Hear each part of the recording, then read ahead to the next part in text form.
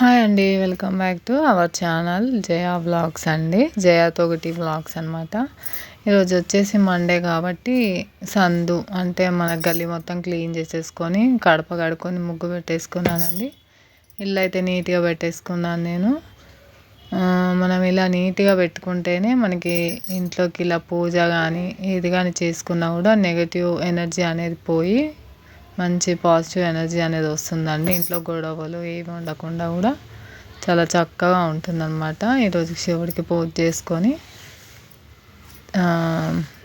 ఇంకా అన్నీ నీట్గా పెట్టుకుంటాం కాబట్టి మనకి ఇంకా ఉంటుందండి. ఉండే వాళ్ళైతే ఉంటారు, మనమైతే నీట్గా పెట్టుకుంటాం. నీట్గా పెట్టుకుంటేనే లక్ష్మీదేవి అనేది మన ఇంట్లోకి వస్తుందంట. కాబట్టి నేనైతే ఎప్పుడు ఉంచుకుంటాను. ఇంకా ఇప్పుడు కిచెన్ కూడా అంత పని అయిపోయిందండి. ఇంకా తినాలి కాబట్టి నేను ఈరోజు ఏం చేశాను వంటలు అనేది మీకు చూపిస్తాను. ఒకసారి చూడండి.